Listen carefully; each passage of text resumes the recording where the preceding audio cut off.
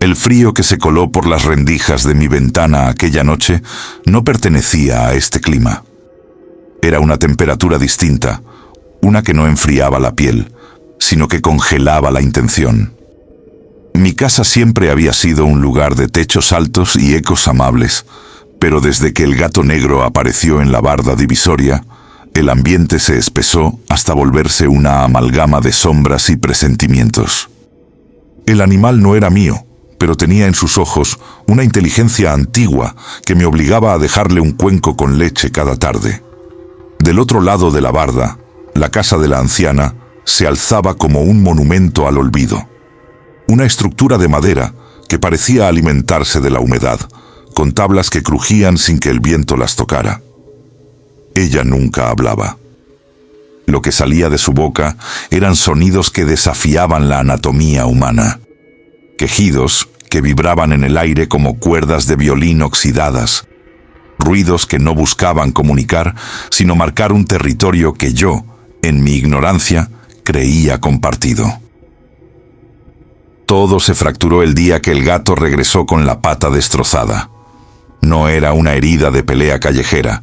La carne estaba abierta con una precisión quirúrgica, y el hueso asomaba como una astilla de marfil bajo la luz del patio.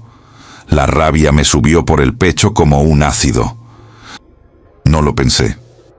Arrastré un bote de basura contra el muro de piedra y madera, y con las manos temblando de furia, me encaramé para gritarle a esa presencia que siempre se ocultaba tras los árboles. Al asomarme, el mundo del otro lado me golpeó con la fuerza de un secreto prohibido. El patio de la anciana no tenía tierra, sino una capa de sal grisácea sobre la que se habían trazado espirales y figuras geométricas que quemaban la vista. Había velas negras consumidas hasta la base y restos de algo que parecían plumas de cuervo mezcladas con cabello humano. Ella estaba allí, de espaldas, envuelta en una lona oscura que parecía absorber la luz del sol. «¡Ah, vieja bruja!», le grité, y mis palabras cortaron el aire pesado.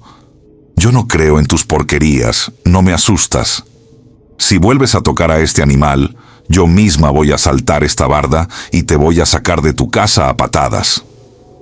En ese instante, la figura se detuvo. No se giró, pero sentí un cambio en la presión atmosférica. Era como si el espacio entre ella y yo se hubiera encogido. Antes de que pudiera bajarme, algo me golpeó desde arriba. No fue una piedra, fue una descarga de agua sucia, un líquido viscoso y negro que olía a fosa común y a flores podridas. Me cayó en la cara, en la ropa, y por un segundo sentí que el lodo tenía vida propia, que intentaba filtrarse por mis poros. Al limpiarme los ojos, la vi por fin. Una silueta oscura tras el vidrio de su ventana, una forma que no tenía rostro definido, solo un vacío donde debería estar la mirada. Bajé de la barda con el corazón galopando contra mis costillas, y mientras limpiaba la herida del gato, una voz en mi nuca me decía que el precio de mi burla acababa de ser fijado. Esa noche, el techo comenzó a hablar. No eran los crujidos habituales de la madera, eran pasos pesados, lentos, que recorrían el perímetro de mi habitación con una insistencia mecánica. El gato, que dormía a mis pies, se puso de pie con el lomo arqueado y el pelo erizado como agujas. Sus ojos no se apartaban del cielo raso, siguiendo algo que se movía con una gravedad imposible.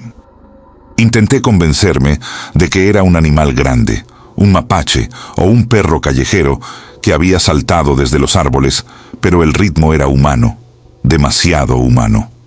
Era el caminar de alguien que no tiene prisa, porque sabe que el tiempo está de su lado.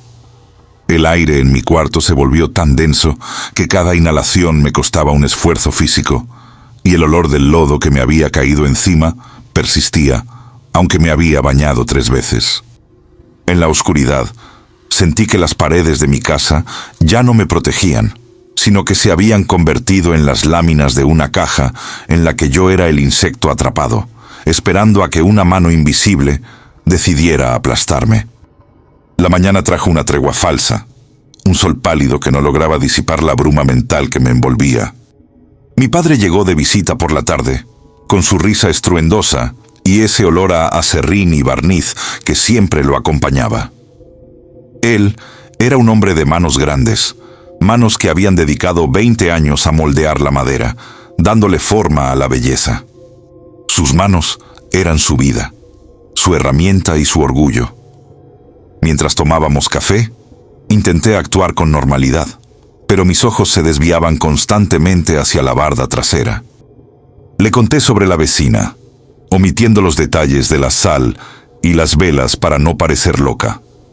Pero él solo se encogió de hombros con esa seguridad de quien cree que el mundo es solo lo que se puede tocar.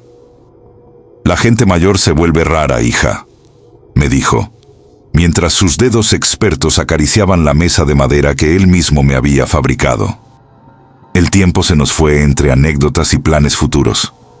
Cuando se dio cuenta, ya eran pasadas las 11 de la noche. Una inquietud repentina me atenazó el estómago. «Quédate a dormir, papá», le supliqué, pero él insistió en que tenía pedidos que entregar al amanecer. Lo vi subir a su camioneta y alejarse por la carretera que serpenteaba hacia el pueblo, una ruta flanqueada por árboles tan viejos que sus ramas se entrelazaban sobre el asfalto. Apenas cerré la puerta, el silencio de la casa me cayó encima como una losa de concreto. No habían pasado 20 minutos cuando el teléfono rompió el aire. Un conocido de mi padre, que pasaba por la misma ruta, lo había encontrado a la orilla del camino. Su camioneta estaba destrozada. Cuando llegué al hospital, el olor a antiséptico y el brillo de las luces fluorescentes me marearon. Mi padre estaba en una camilla, pálido, con el brazo derecho envuelto en vendajes que ya se teñían de rojo. Me contó, con la voz quebrada por el choque, que algo se le había lanzado desde la copa de un árbol. Parecía un ave, una cosa enorme y oscura, pero cuando pegó contra el cofre, la camioneta se detuvo en seco, como si hubiera chocado contra una pared de piedra. Los médicos fueron crueles en su honestidad. El impacto había destrozado los nervios y los huesos de su mano derecha. No volvería a tallar madera. Sus herramientas ahora serían solo objetos inútiles en un taller lleno de fantasmas. A la mañana siguiente, impulsada por un impulso masoquista, fui al lugar del accidente. La camioneta seguía allí, con el cofre hundido hacia adentro, el motor escupiendo los últimos restos de aceite sobre la tierra. Busqué plumas, busqué sangre de animal, busqué cualquier rastro que confirmara la historia del ave gigante. Pero lo que encontré me dejó sin aire. En el centro exacto del metal hundido, donde el golpe había sido más violento, estaban grabadas 2 marcas de manos humanas. No eran huellas de grasa o suciedad. El metal mismo había sido moldeado, presionado por 10 dedos largos y delgados que habían dejado sus hendiduras profundas en la lámina de acero. Era como si alguien se hubiera sujetado de la camioneta con una fuerza sobrenatural antes del impacto. En ese momento, recordé la silueta tras el vidrio y el lodo que me había empapado. La burla no había sido gratuita. Mi padre, el hombre que solo sabía crear con sus manos, había pagado el precio de mi arrogancia con la misma moneda: la pérdida de su don. Regresé a mi casa sintiendo que cada paso que daba era sobre cristales rotos. La barda de atrás parecía ahora un altar dedicado a una deidad que yo había insultado sin conocer sus leyes. No había rastro de la anciana. Su casa permanecía en un silencio absoluto, las ventanas cerradas, la madera cada vez más negra bajo el sol de la tarde. El gato ya no se subía a los techos. Se quedaba estático frente a la puerta trasera, con la mirada fija en el muro de piedra, como si esperara que en cualquier momento la estructura se desmoronara para dejar pasar a lo que habitaba del otro lado. Mi padre regresó a casa una semana después, pero ya no era el mismo hombre. Sus ojos tenían el brillo apagado de quien ha visto algo que no tiene nombre, y su mano derecha colgaba inerte a su costado. un peso muerto que le recordaba cada segundo su nueva realidad. La culpa comenzó a devorarme desde adentro. Cada vez que escuchaba a mi padre suspirar frente a un trozo de madera sin trabajar, sentía que el quejido de la vecina se reproducía en mis oídos. Una noche, el terror psicológico de la espera se volvió insoportable. Necesitaba saber qué había del otro lado. Necesitaba pedir perdón o terminar con esto. Tomé una lámpara y salí al patio. La barda parecía haber crecido. El aire olía a tierra removida y a azufre. Me subí de nuevo al bote de basura y asomé la cabeza. El patio de la anciana estaba vacío, pero los dibujos de sal habían cambiado. Ahora no eran círculos. Eran representaciones de manos, cientos de manos dibujadas con una ceniza fina que el viento no lograba mover. Y en el centro de todas ellas, un pequeño trozo de madera tallada. Una figura que mi padre me había regalado años atrás, ahora partida por la mitad y cubierta de ese mismo lodo negro. Un movimiento en la sombra me hizo girar la lámpara. Allí, bajo el árbol más grande, estaba ella. No era una anciana encorvada, era una columna de oscuridad que desafiaba la luz de mi linterna. No tenía rostro, solo una máscara de arrugas y sombras que parecían fluir como el agua. Emitió un sonido, un quejido largo que terminó en una carcajada seca, un ruido que se sentía como el roce de dos lápidas. No me moví. El miedo me había clavado los pies al suelo. Ella levantó una mano con dedos excesivamente largos que recordaban a las marcas en la camioneta, y señaló directamente hacia mi casa. En ese instante, el techo de mi propia habitación crujió con tal violencia que pensé que se vendría abajo. Los pasos regresaron, pero esta vez no estaban arriba. Estaban adentro. Bajé de la barda de un salto, tropezando con mis propios pies. Entré a la casa y cerré todas las cerraduras, pero sabía que era inútil. Las paredes que antes sentía sólidas ahora me parecían de papel. El gato corrió a esconderse debajo del sofá, sollozando con un sonido casi humano. Me senté en el suelo de la sala, abrazando mis rodillas, mientras el sonido de algo arrastrándose por el pasillo se hacía más claro.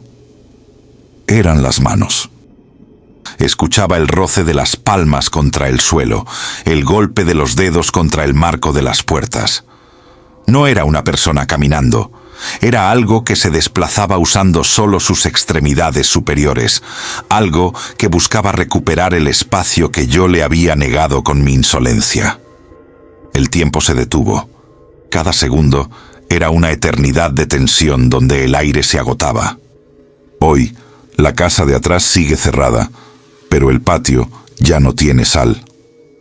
La anciana se ha ido, o quizás simplemente ha terminado de fusionarse con las sombras. Mi padre nunca volvió a tocar un pedazo de madera, y yo nunca volví a levantar la voz. He aprendido que el silencio es la única protección real en un mundo donde lo invisible tiene garras y el rencor no caduca. A veces, en las noches más oscuras, cuando el viento deja de soplar, todavía escucho el roce de las manos contra mi puerta.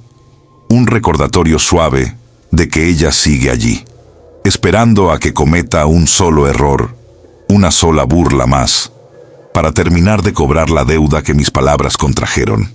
Porque hay cosas que no perdonan, y hay burlas que se pagan con la vida que uno más ama.